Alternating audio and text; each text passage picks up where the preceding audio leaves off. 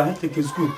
warbaahinta Geesguud maanta waxa marti u ah ama nasiib ay ku heshay waraysi la yeelato abwaanka weyn fanaanka weyn Maxamuud Goox Qarbosh waa magaalada Nairobi caasimadda waddanka Kenya anigoo ah Ibrahim Maxamed Xuseen Ibrahim JK ayaa waraysigaasi la yeelanaya marka hore Maxamuud Goox Qarbosh ee ku soo dhawo warbaahinta Geesguud marka xigtase waxaan jeclaan lahaa su'aasha ugu horeysa aan ku weydiinayo inay noqoto xilliga aad dhalatay iyo dugsi quraanka meesha aad ku soo baratay horta waxaa mahadsan warbaahinta Geesguud maamulkeeda iyo shaqaalaheeda inta waa salaamaya marka labaad anigu waxaan ku dhashay magaalada Muqdisho 1958 waxaan wax ku soo bartay isla magaalada Muqdisho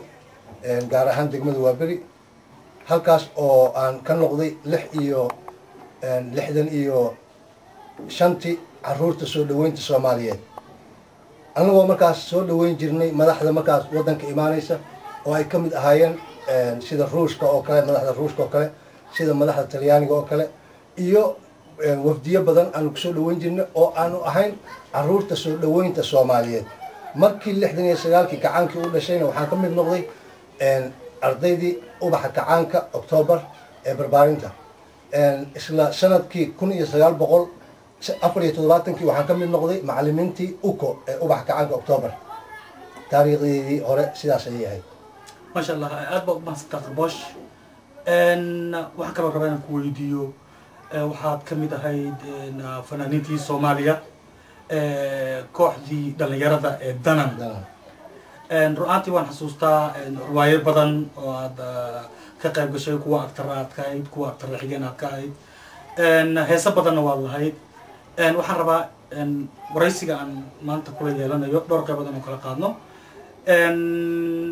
xilliga aad rasmiga fanka aad ku soo biirtay iyo waxaan rabaa qaabka aad ugu soo biirtay inaad noo sharxdo kor horta anigu fanka sideedaba barbaarinteedii hore ayay ahayd oo marka aan ku leeyahay 65tii waxaan ka mid noqday caruurta soo dhaweynta Soomaaliyeed ayaan fanka inuu igu beeran yahayba aan macnaha dadku ay garanayeen sida heesaha aan ku soo dhaweynaynay Kuuriyaanka oo kale waxa ka mid ahaa tufaku وهيستا قرنك كوريا tufaku tayasha jua kuli wakamau seutun tawire mi maujin funkuraweu tashire min dajushin waxay hees kuuriyaan oo heesta qaranka kuuriyaan sidoo kale waxaa jirtay hadallo oo soo dhaweyna oo مدو السوفيتي وفدي النووي ماذا بارني اتفنا شخصي لخ زملي وقت بشار في البريش ميسا دروش بوز زاوليت كميلخ زادريش نب استريش ومركان أبح قدون سيني إنه مدحلا مدحلا يحل قاس رمت إلا يواجس أو عن روريا أها إلا يمانتا مسك حديد كمان عن البحن أو حسوسنا هاي سيدا طلياني أو كله أبانتي بوبالو على ريسكوسا Bandira rosa, bandira rosa, bandira rosa trionfera, e vivo comunismo e victoria. وحالي بري لا نمدي عرور نمدي وحسي عالم كقرن كإيطالياني إيطالياني أي هاي هاتو أنا فهمك توس وحنا من نقضي شنية طلباتنكي زوايدي يوه الرئيسي أو اللي يراهدو قر أو حقرين شعيرك أو لها أبوان عثمان يوسف موسى عثمان بلاك ولها رواية أسقر أو هقرين جعيلك وحاي ولد جري فنانين ما أنت معترف دلك سومالية. أمال أنا هدي عن رواية ديبو من عصام حسوسته. إنه يكمل بنت عمر قعال. بنت عمر قعال exactly. ولالكي واي أحمد إنشار ولالكي الله يرحمه. أو رشيد إنشار اللي يراهدو. سيدا من علي جيسو حبيب عبدي حبيب ولاك إيوه جروبك كلا أو بدل محدين أمين مقاني يا كمدها محدين أمين مقاني محمد حسين oo kitaarista ka ah barigaas marka riwaayadaas ay igu horeysay oo 35kii aan soo bandhignay okay qarbosh aad ma santahay waxaan rabaa heestii kugu horeysay ee aad istiri xilligan waxa tahay fanaan oo shacbiyad leh maxay ahayd heestaas heesta aniga aan muctarifka ku noqday runtii oo Soomaalidu ay saxeen inaan fanaan ahay waxay ahayd heesta anoo go'in baan isgowracay leeyahay waxay u dhacaysay ويالي دوران كوغالولاي أنا أقولن شري دنيا ذا دقنكيد guyaale dhowran ugu galoolaaye anaa u guuran jiray gunyada dhaqankeed anan goyn baan isku racaye anaa u guntaday gabood male tiridtiridid qofkii gaana ku garab gala anaa gacal mooday gubatada qofkii gaana ku garab gala anaa gacal mooday gubatada maxaa iga gaaray gabadhii heestaas ay igu horreysay runtii waxayna ka mid ahay riwaayadii qariha ma ka mid ahayn okay maxay ka mid ahayd waxay ahayd hees gaar ah oo anigu walaalkay cabdiraxmaan axmed cige cabdiraxmaan wardi oo fanaan iga weyn ahaa oo haddana wadanka German Berlin ku nool uu ii dhiibay ahayd heeska yaa lahaa erayada maxsuusan karaysa erayada iyo laxanka isagaa sameeyey very good okay the second su'aasha labaad aan rabay inaan ku weydiiyo waxay tahay xagga jacaylka xagga wadaniyadda waxaan arkaa inta badan inaad tiriso geerarada kuwa wadaniga ah kuwa jacaylka intaana jacaylka aan u gelin xagga wadaniyadda qarboosho maxaad ka tiri horta wallahi waxyaabo badan oo aan halkan kusoo koobi karin sida waxaa jirta hees aan leeyahay anigu dab maan shidin aan uladan leeyahay dad inuu ku baaba'o daa'imo caruureed intaan aabbahood dilay ilmadoodii kuma digan qabiil uma durbaantumin inkastuu dad iyo xiga dulmi hiilo uma noqon dekanooyin maan gelin berri laygu dabagalo warshadihii dalkeenna intaan doolar dhaafsaday dibadda uma iibgeyn daas dheer intaan koray jiingadii kalama soo degan intaan daas nin kala tegay dilka xoola ku maraan jasuur uu dad leeyahay amar la-aan iskama degin marwo iyo dumaashiya daf intaan usoo iri waxaan doona kuma falin qaadcu dariiq iyo mooryaan ma daaficin ehelnimo daraaddeed duhur weerar maan gelin dhiigaan daadshi muu quban diinteeda maan gadan hidadoolis maan noqon iminkana ma damacsani dembigaygu igu filan oo aan ku cabirayo markaa dareenkayga aniga wixii dhacayay 20 sano soomaaliya ka jiray inaan waxba ka geysan aniga waan gartay bal xagga jacaylka fanaaniinta waxaa la yidhahdaa inta badan waxaa lagu xantaa heesaha iyagu marka ay ku luuqeynayaan qaar way iska qaadaan qaar jacayl iyagu يعني سو وجهي درادو أي هيس أم رأي أم رأي وسميان أديكو أنت أنا نرش هذا فنك أقصد جدي مجران رأيات أما هيس أجعل أديكو كسوم مري شخص عن قرباش أبو سميس واجران وبدين ما شاء الله هيس يقول ريش أدرين عن كل سمي عنيا وحي أهيد وحي haddii aanan hilmaansanayn waa heestii igu horreysay oo aan dareen ku sameeyo 700-yadii waxay ahayd jacayl yahow qabyoobay anigoo guushaadiiyo gurigaaga dhisayaad ii goysay xariggii wanaaggan goobiya garan weysay samihii kaa guuriyay waxadkii xumahaad guntaysaa arxan goys inaad tahay iga garwaaqsan maysidii gab fagaalo la geeyo maxaad uga gol leedahay marna godobtaadiiyo ciil kuma aanan gamin habla kaa garaad wacanbaa farxad geliyey laabta adiguna garaadlay ha ku guba jacayl gabar yahay gugii aan isu geynay taladii waa taad goobisteedii xagguu galay lahayde anoo galladba ku hayn arji soo gudbisay kuguma aan gardiidine had maad gaartay xiisaa waa adigii guuraynayo geedaha abraartay gab fagaaro la geey maxaad uga gol leedahay marna godobtaadiiyo ciil kuma aanan gamin habla kaa garaad wacanbaa farxad geliyey laabta adiguna garaadlay ha ku guba jacayl heestaas waxay ahayd waxaa imaanaya markay gobonimada qaadatay ahayd dalka Jabuuti markay gobonimada qaadatay waxaa noo yimid wafdi dhalinyaro ah oo ka socda Jabuuti oo Soomaaliya yimid barnaamijaan u diyaarinay hees anigii gabar aan wada qaadayno oo xabiibisha cali la yidhaahdo yaa wiil kale oy saaxiib la tahay yidhi haddaad ninkaas la heesto qoortaan kaa goynaa waxaa dhacday xafladdii markii laisugu yimid ee muusikiistii muusikadii bilaabeen gabadhii inaan ka waayay garabkayga barfartuuna gabar kale oo heesta xafidsan may waa haystaa maasha allah gabar kale oo heesta xafidsan oo hadda South Africa ku nool oo aniga ila dhalatay oo Zaare Goox Ibraahim la yiraahdo oo la yaqaano macruuf oo magooshi beritoole loogu magac daray hadda kahor yaa soo gashay oo beeskeedii iyo beeskii labaad ba qaadatay markaas ay igu dhalatay heesta inaan sameeyo aniga gaf fagaaro la geey maxaad uga leedahay markaas ay aad jeed maasha allah Qarbosh haddii aan dib u laabano ruwaayadihii barsimaad waxaa si gaar ah aan u xasuustaa ruwaayadii in badan lagu soo bandhigay golihii murtida madadaalada national theatrkii qaranka Soomaaliya meelo badan oo gobolada dalkana la soo mariyay ruwaayadaasi halkudhigeeda waxa ay ahayd ninbada hablumaysi u doondoon ruwaayadaasi waxaa ku jira heesa aad u fara badan horta yaad isla jirayseen ruwaayada oo kugula jiray erayadii iyo heesihii qeybihii aad ku lahayd wax ma ka xasuusan karaysaa aad iyo aad runtii waa su'aal muhiim ah riwaayada kala ka horeeyay balse ayada ay weydiisay ninbada hablumaysi u doondoon waxaa lahaa horta fikradeeda abwaan naxariista janna allah ka waraabiye cabdiqaadir daahir xasan liila cabdiqaadir dheere yaa sameeyey waxaa igala qayb qaadanayay actariska kale ah yaasiin axmed digfeer alla yaraxma cumar nuur cabdulle alla yaraxma cadar cali faarax alla yaraxma saciid toom oo aan ku ogahay hadda inuu etoobiya ku nool yahay ayaa igala mid ahaa riwaayaddu waxay u bilaabanaysay afar atooriya waxay lahayd hal atriisho waxay u bilaabanaysay mu'alifka riwaayaddaa soo gelayay wuxuu leeyahay dan baa tiri waan dabcaa dawaa tiri waan dihinahay abeesaa tiri ma dilin ninkaan miciyaha daraa duwaag baa ari dibaday na yiri waan deynayaa daanyeer baa qurux dartii daa-uus ku dagaalameen diin baa yidhi maaladido maxaad u dan leedihiin ninbadda hablumay si u doondoon daawasho wacan waxaa soo gelaya atoorihii koowaad nin kastaa hadda macoo cid kastaaba ha doontee duugga aayaha deeriya dunjiga waa la ogaan dayran uu leeyahay geesuu istaagaa atoorihii labaadaa soo gelaya oo cumar nuur cabdulla ahaa alla yaraxma wuxuu leeyahay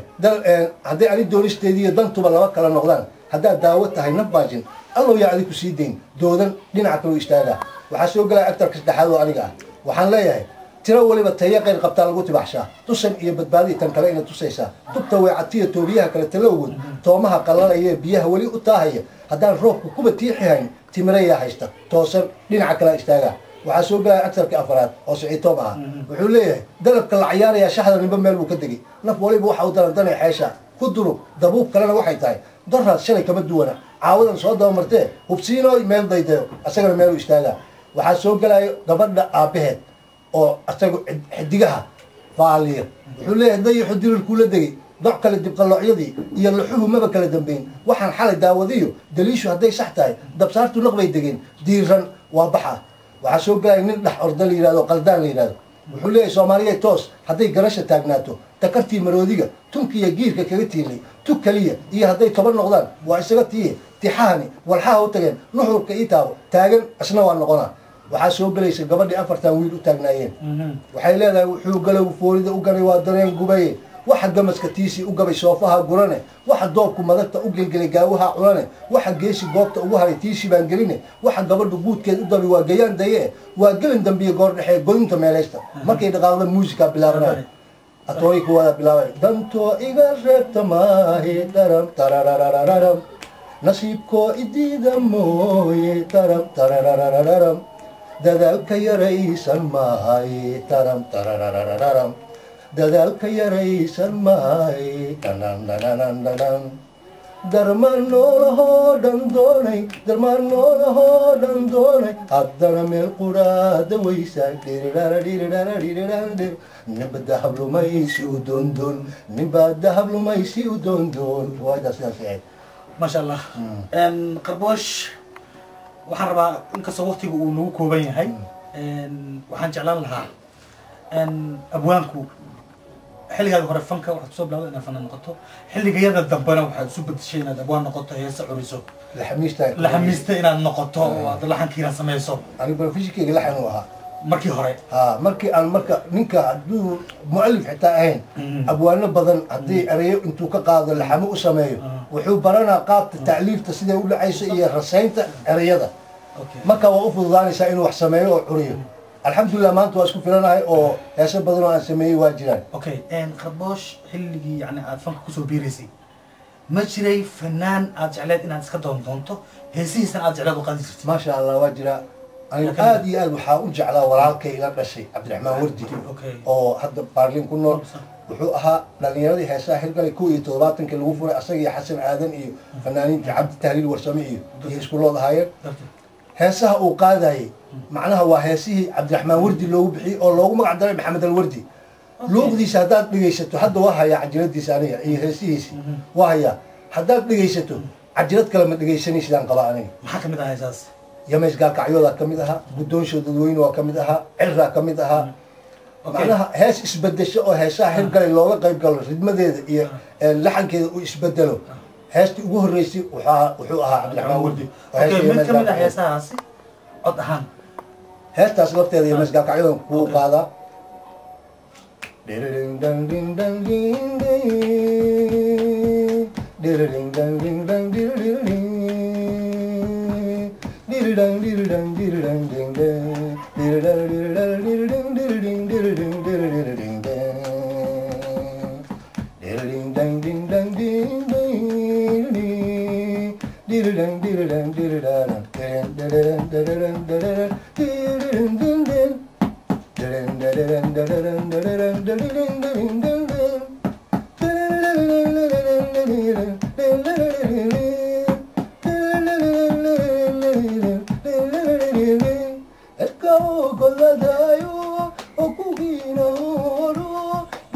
hilaaciyo masdaalkayoodkii oo xareedu geesaha wabiyadu qarsoomeen oo ku geediyahayo iyo garab carowgii horseedki gaaro guri wacan yagleelo waxaad tahay gadeene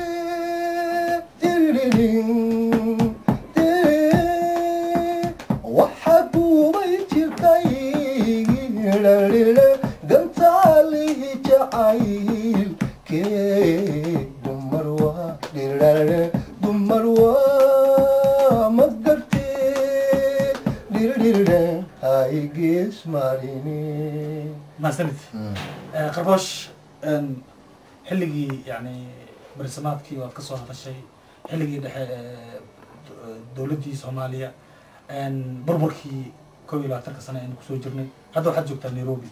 ma jiraan hees cusub oo aad samaysay aad laxanka saartay ها واجران waxaa kamid ah hees ay qaada gabadha la yiraahdo Sagal Axmed Muuse Sagal artist oo jacayl meel looga dhacay mag iyo mawla xababeel ereyadaas kale ereyadii laxanka baan sameeyay muusikada Maxamed Karaama CD ayaa ku laray waxaa kaloo jirta hees wadaniya oo la dhahaysha colaadi mahawl yarba habgowr nolol miya hafarya waxsiin miya dawarsigu hodan miya anta turta socod miya huruufa kalgacal miya hagari mawlaalima hadaad gobonnimo hantiday hadduu hodan yahay dhulkaagu hadduu ku horkacay habow hadduu kula haray mar hore haddaad halis taagan tahay Soomaaliya maxaa ku helay nabadi hadal kama horeeye heshiiyo oo noqda hal qura oo ay ku luuqayso muslima qaasin hilowle waa fahmay waxaan jeclahay heesaasi inaan u sii deeno dadweynaha oo ay nala daawadaan insha Allah hadduu leeyahay qarbosh maadaama abwaan aad tahay xagga wadaniyada jacaylka waxaa ka samaysay dadka Soomaalida ah waxaa ku batay yani isticmaalka balwada gaar ahaan qaadka ku haddii ay joogaan Yemen haddii ay joogaan Nairobi haddii ay joogaan Soomaaliya haddii ay rabtaa joogaan meel walba qaadkii cunisiisa ama balwada wax ma ka tirsan ka abwaan ahaan hees ahaan ama eray ahaan aad iyo aad anigu qaadka aad baan cuni jiray weliba aniga xaaskayga isku qabsanay qaadka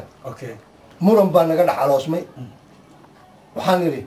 quman ina wadaaday sheekadaad qormaysay oo igu quustay aniga qisadaadu gabar yahay mijin qaada oon cunay way ka qoto dheer tahay qardoofiya feer baad boqonta igu qabato misna qaylo dhaamaad ka dhex tuurtay qoyskii quutul awliyaadkii qaadkii igu caydoo dambi aanan qabin baa qoorta laga saaree ee warqadii furiinkaaga aad u qaylinaysa qaaliga usoo doono haddii kale dagaal usoo qorab guro qofkii reer alla ogey marka waxaan aaminsanahay qaadku inuu wax wanaagsan yahay gartay markii dambe si aan muddo ku dhex jiray waxaan ogaaday inuusan wax manaafacaada uu leeyahay aanay jirin markaasaan waxaan niri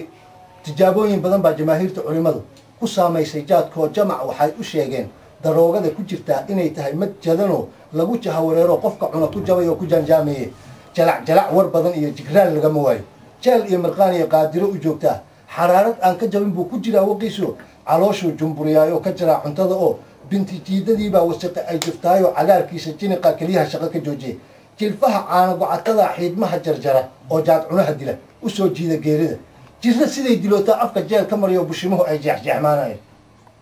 ajaayib laakiin wax heesa waa heeskan laftiisa kan waa hees kulli labada waa hees jaajila ahayd on waxay ahayd waxay tiri waxaan bulshooy maqal waa baqidin rooni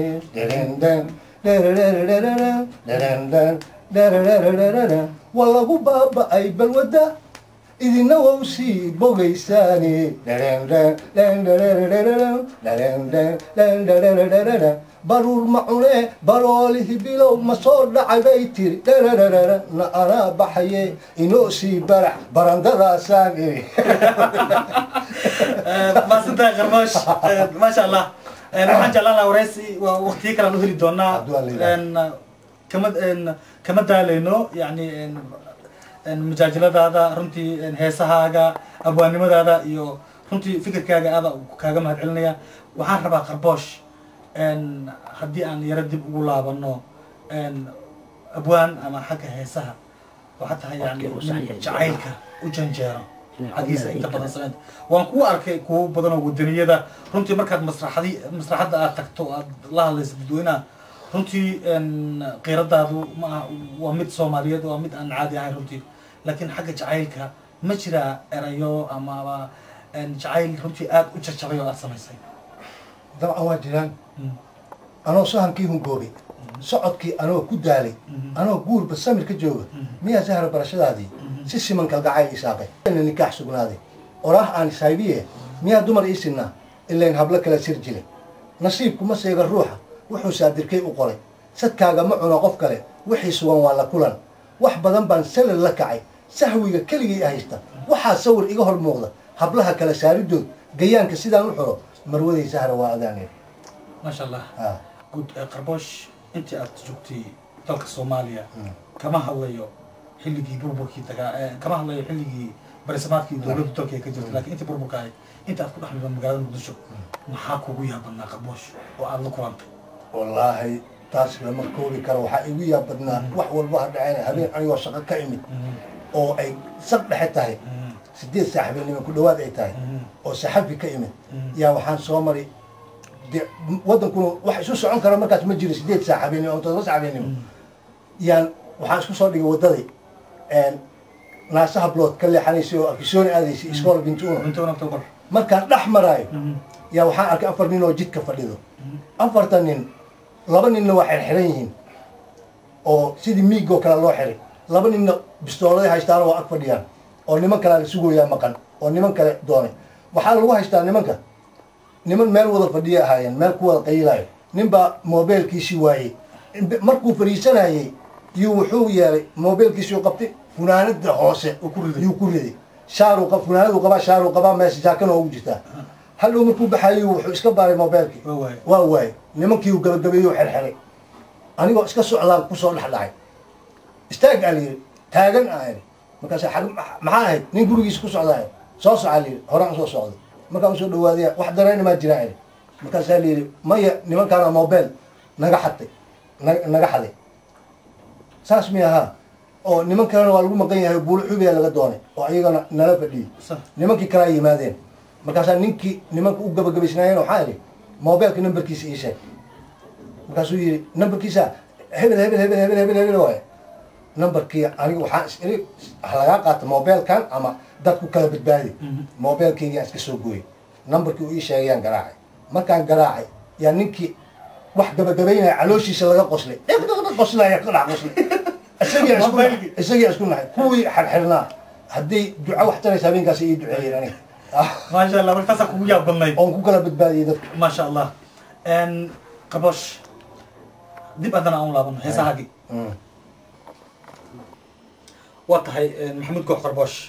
waxaan jeclaan lahaa marka aniga iyo daawatada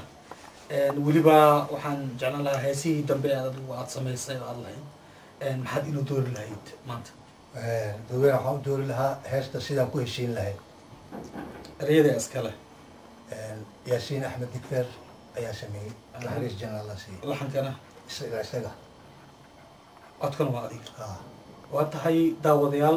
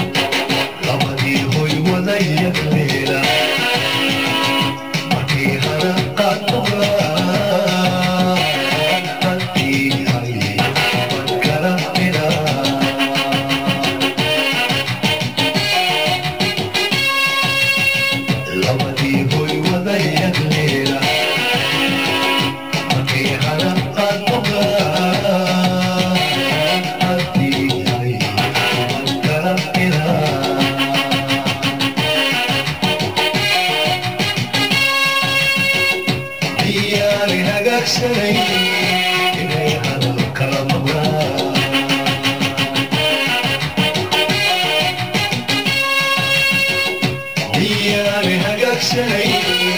inay hadal kala maqlaan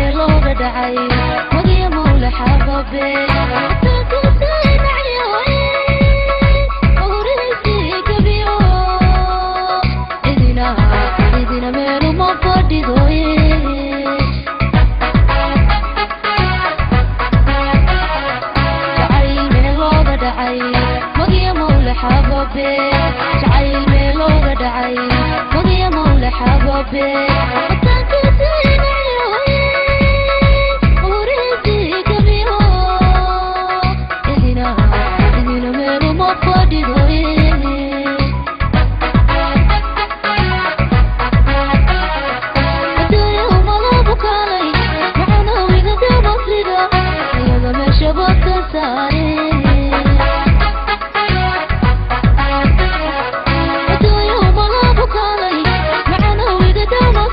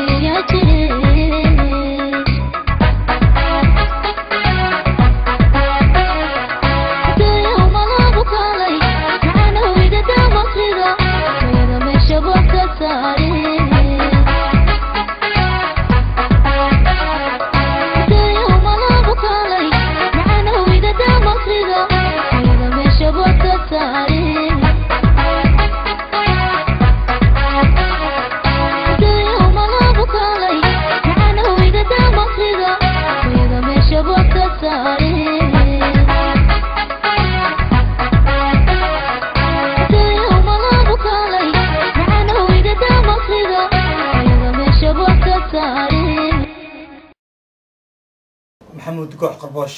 runtii aad baan kaaga mahad celinayaa waraysigan yani gaarka aad maanta siisay warbaahinta geesguud waxaan iyana aan jeclaan lahaa inaan mahad celin gaara aan u celiyo masterka geesguud sharaf cali daahir oo isna inoo suurtageliyey in barnaamijkan maanta aanu qabano xagga kaamirada barnaamijka waxaa inoo joogay xasan alfa isku dabaridkuna waa sharaf cali daahir anigoo ah ibraahim maxamed xuseen ibraahim jeke ayaa daawadayaal barnaamijka idinla socodsiinayey waa 7 November 2010 magaalada Nairobi ee caasimadda waddanka Kenya ayaanu ku qabanay waraysigan oo sida gaarka inoo siiyey maxamuud goox qarbosh aad baad mahadsantahay.